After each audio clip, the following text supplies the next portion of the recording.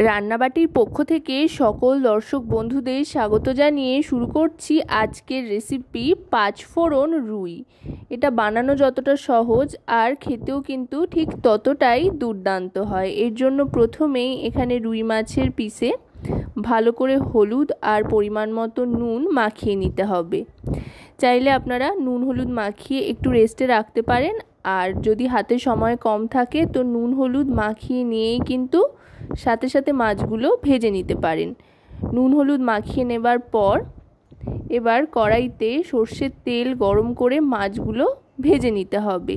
এই গোটা রান্নাটাই কিন্তু সর্ষের তেলে করতে হবে, তাতে করে এর স্বাদ অনেক গুণ বেড়ে যাবে। মাছগুলো মাঝারি মানের করে ভেজে নিতে হবে, না খুব হালকা করে ভাজবো না খুব কড়া করে ভাজবো। এই রেসিপিটার জন্য মাঝারি মানের করে মাছ ভেজে নিলেই কিন্তু একদম পারফেক্ট হবে।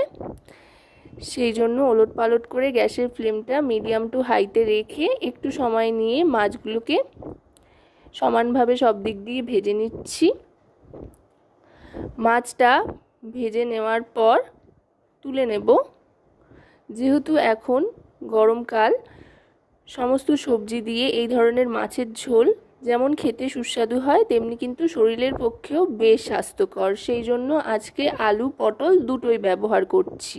মাছ ভাজার তেলে লম্বা লম্বা করে কেটে নেওয়া পটলের টুকরোগুলো দিয়ে দিলাম। এখানে 5 থেকে 6টা মতো পটল মাছ বরাবর স্লাইস করে কেটে নিয়েছি। পটলগুলো হালকা ভেজে নেওয়ার পর পটলটা তুলে নিয়ে আরও খানিকটা সর্ষের তেল অ্যাড করে এবার ফোড়ন হিসেবে দিয়ে দিচ্ছি তেজপাতা আর পাঁচফোড়ন। যেহেতু পাঁচফোড়ন রুই তাই পাঁচফোড়নটা একটু বেশি দিচ্ছি।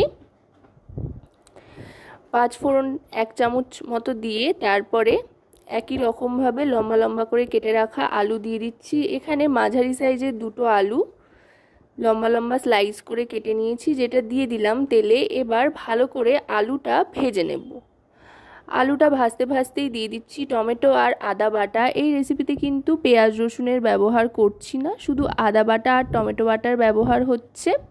এবার টমেটো আর আদা বাটাটাকে বেশ ভালো করে কষিয়ে নিতে হবে একটু সময় নিয়ে।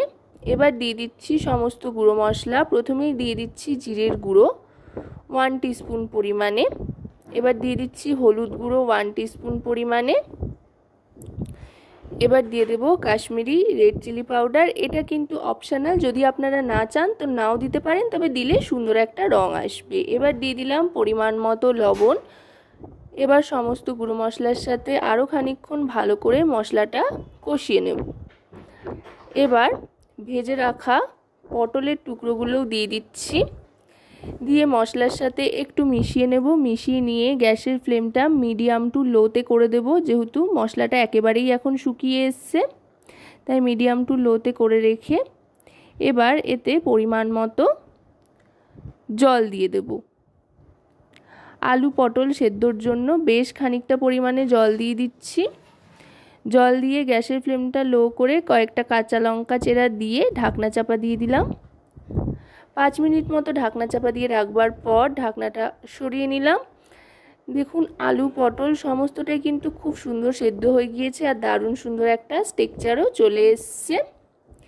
এবার গ্যাসের ফ্লেমটা মিডিয়াম টু হাই করে দিয়ে দেব বেশ খানিকটা পরিমাণে জল। এখানে নর্মাল জলই ব্যবহার করছি আর বেশ অনেকটা পরিমাণেই দিচ্ছি। এই ঝোলটা কিন্তু একটু পাতলা হয়, সেই জন্য একটু বেশি করেই দিলাম জল। জল দিয়ে ভালো করে ফুটতে দিতে হবে। ঝোল ভালো করে ফুটে উঠলে ভেজে রাখা মাছের টুকরোগুলো এক এক করে দিয়ে দেব।